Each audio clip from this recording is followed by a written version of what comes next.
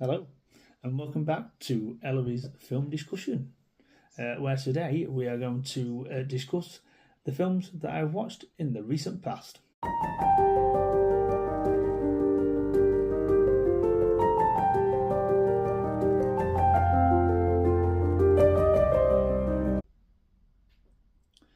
So, in this discussion, we're going to be talking about my recent watches. I've got my iPad and I've logged into the Letterbox app, my Letterbox account. So we will do something a bit different. I'm going to go through the films that I've watched, and I've watched some on DVD, some on Blu-ray, and I don't think there's got a 4K Blu-ray that I've watched, but I've watched one on the Kscape in 4K quality. I'll discuss that when I get to it. So without further ado, let's start with my first watch. And the first one was Superbad comedy from 2007, which I watched on DVD. I haven't got, this is one that I keep in one of those cases that I've took out of the case. So I've just got the disc to show you. Nice. So the tagline for it was "Come and get some." Well, it's been years since I've watched this, and basically the plot, as it says on Letterboxd, is two codependent high school seniors are forced to deal with separation anxiety after their plan to stage a booze-soaked party goes awry. And yeah, it's great, this film. I absolutely was creased laughing. Was it Jonah Hill in this? Was hilarious. As I think this was his breakthrough role, wasn't it? And Michael Sarah, Sarah, the bloke that was in Juno. We don't see much from him now, do we? Where's he gone? Put a comment down below in the last film that you've seen him in. The standout for me though was Bill Hader and Seth Rogen as the two policemen that well, shall I say, they craft get my words out of it. They cross paths with the character Fogel, played by Christopher Mintz-Plasse.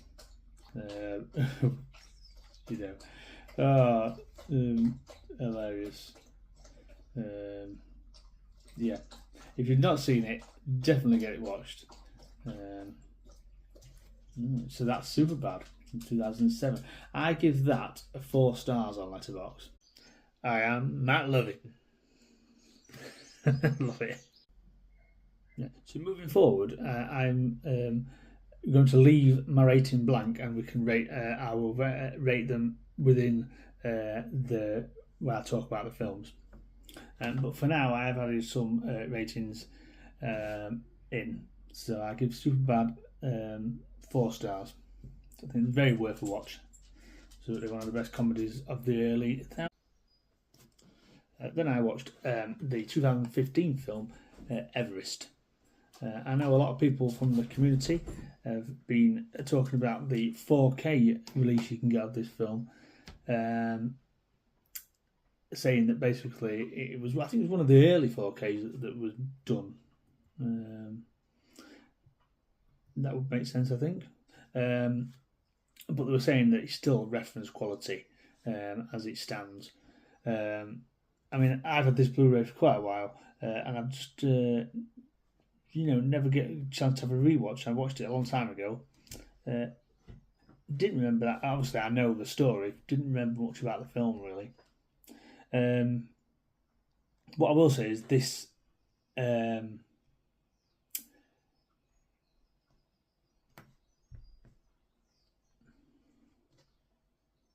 So let's talk about the synopsis. The tagline for it is "The storm awaits." And wow, that is quite apt for the film, really. Um, Basically, the synopsis is inspired by an incredible event surrounding a treacherous attempt to reach the summit of the world's highest mountain. Everest documents the awe-inspiring journey of two different expeditions, challenged beyond their limits by one of the fiercest snowstorms ever encountered by mankind. Their mettle tested by the harshest of elements found on the planet. The climbers will face nearly impossible obstacles as a lifelong obsession becomes a breathtaking struggle for survival. Now, what I will say is, basically, it takes a group of people. They're a bit like if you was going camping or something like that. They take exhibitions and they go up to go to the top of Everest. What I will say is, I kept thinking all the way through the film, why would anyone volunteer to do that? I mean, they have to take oxygen because they can't breathe because of the height, because you're so the air's so thin, and people. I think that there was something at the beginning of the film that said that so many people die just doing it every day, just climbing Everest every day. So yeah, that kept. I kept thinking that throughout the film. I just kept thinking, well, why would you want to do it? And that kind of film. But wow, what I will say is from the Blu-ray did come with a Dolby Atmos soundtrack, and blooming heck, it blew my mind. It's a great track. Just for that, just for the, I bet it does look amazing in 4K. So yeah. Unbelievable. Again, I think I enjoyed this a lot better than I did the first time around, and I think just for the spectacle and thing, I could this 4 stars. I think it's worth a watch just for that, the sound and yeah. So that was Everest from 2015. What I will say is the director that directed Everest went on recently. I watched a film recently called Touch, which come out last year, and I think that's probably one of my favourite films of last year. I'm not going to talk about that one because I didn't watch it recently, but yeah, hopefully. So yeah, fabulous film that was. Anyway, let's move on. So the next film I watched was on the Kscape, and I watched Mission Impossible: Dead Reckoning in 4K Dolby Vision and Dolby Atmos, and so obviously I wanted to watch this because the new one that's coming out. I probably won't watch this until I won't watch the new one until that probably comes on physical media or available on the Kscape. So let me add the synopsis. So, Mission Impossible: Dead Reckoning, 2023, directed by Christopher McQuarrie, and we all share the same fate, says the tagline. Ethan Hunt and his IMF team embark on the most dangerous mission yet to track down a terrifying new weapon that threatens all of humanity before it falls into the wrong hands. With control of the future and the world's fate at stake, and dark forces from Ethan's past closing in, a deadly race around the globe begins, confronted by a mysterious, all-powerful enemy. Ethan must consider that nothing can matter more than his mission, not even the lives of those he cares about the most. So yeah, wow, what a synopsis that is. But what I will say is, I enjoyed this film, and it's definitely a 4 star out of 5 for me. The set pieces that Tom Cruise do in this film is worth you watching it alone, really. But you do for me, get the impression with these films, you're just going from one set piece to another set piece to another set piece. Each one getting better and better and better, and you're like, wow. like the train set piece at the end of this one.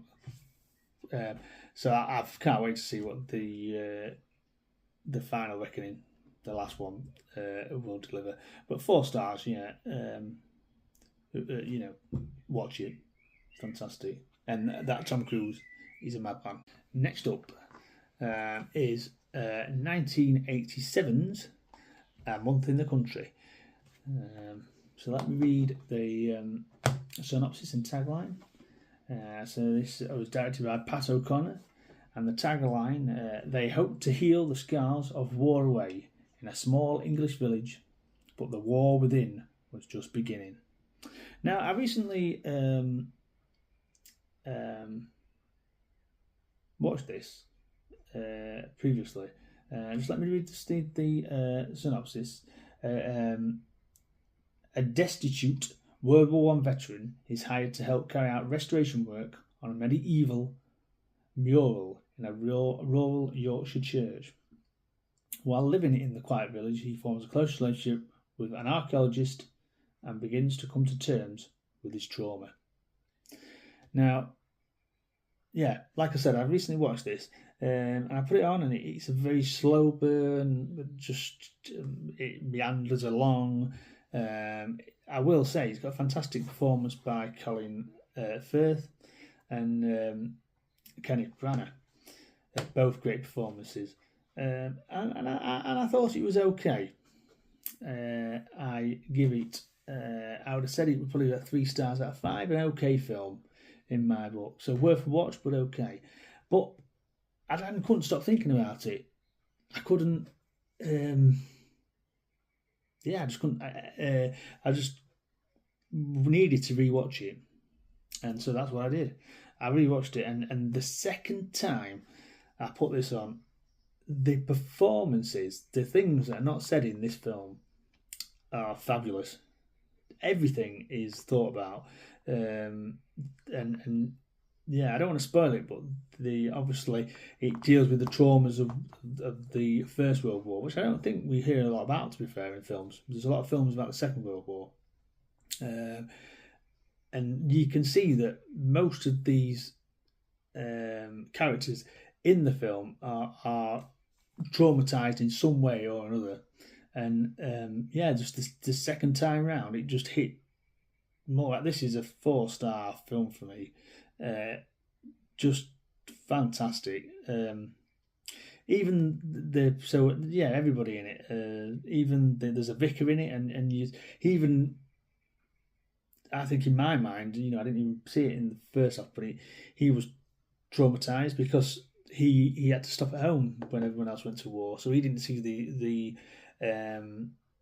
horrors of war. But then everyone, obviously, all the young men came back with all these horrible scars and internal trauma, and he was struggling to what his actual role was anymore, because he didn't see what they saw, and he didn't think he could help them. But that's all in the background of the film, and fantastic. Plus, it's got Natasha Richardson in it, which sadly we lost far too young. Obviously, he was married to Liam Neeson in that skiing accident. So, guys, just a bit of medical advice, going back to what I do in my career. If you do get a bang on the head, guys, go and get checked out, because you never know, and it can happen. It can change so quickly. Month and 4 out of 5, and that's a possibility. It probably can go higher than that next time I watch it. It's a fantastic release this as well. You get a little booklet. It comes with Blu-ray and a DVD. A little booklet. BFI always do nice sets, don't they? But a little booklet. And a bit about the BFI. It's fantastic.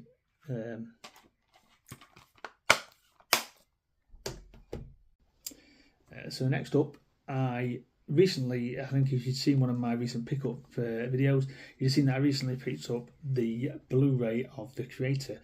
Now, I've seen this on, obviously, Disney Plus, but it's always nice to have a nice physical copy.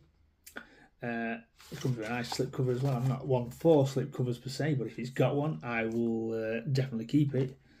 So yeah, let's talk about this one. So the creator, 2023 film, director Gareth Edwards, and the tagline is, "This is a fight for our very existence." Ooh. Does that make you want to watch it? So amid a future war between the human race and the forces of artificial intelligence, a hardened ex-forces agent, grieving the disappearance of his wife, is recruited to hunt down and kill the creator, the elusive architect of advanced AI who has developed a mysterious weapon with the power to end the war and mankind itself. Wow. So this, I think, when it got released, divided opinion, I think. You either really like it or you don't like it. So I will be honest and say that I am in the camp that really like this film. I think the more you watch this, the more you get out of it. And yeah, it does steal a lot from other films, I suppose. But I just love the way it's shot. I love the interaction between what was his name? John David Washington's character Joshua and the young girl Alpine. Fantastic, and yeah, you just can sit there and it's a good sci-fi romp. Plus, it looks fantastic. Yeah, I think this is a 4 out of 5 film for me. 4 stars out of 5. So if you've not seen it, give it a watch. I'd love to know people's thoughts on it because, like I said, I think it was divided opinion. Loved it or hated it, and I'd love to see what people think. Like I said in the pickups video about John David Washington, I think this is a bloke that, if given the right roles, could go far in his career. Probably not as good as his dad yet, but he probably could get there. Next up is a film that I recently picked up in a charity shop for 10 pence. I watched it. I watched a video on Jodie's Movie Realm channel, and she did top 10. Round about top 10, I think he put a few honourable mentions in there as well of films that her husband likes, and so his favourite films. And he had this as up there in his top 10 films of all time.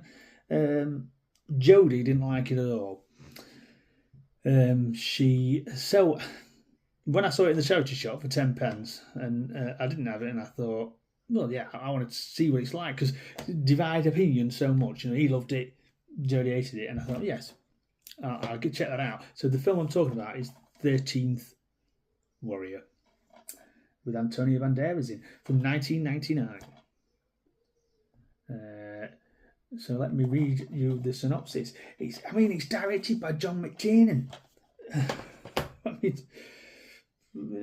Die Hard, Predator. What a director it's got. So you look at that. Hunt for Red October, Last Action Hero, and one of my favourites is the Thomas Crown Affair, with the remake Thomas Crown Affair with Pierce Brosnan and Rene Russo. I love that film. Got a beautiful 88 film Blu-ray with that.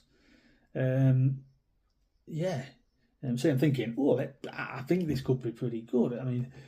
So let's read it. So the tagline: "Pray for the living." Okay.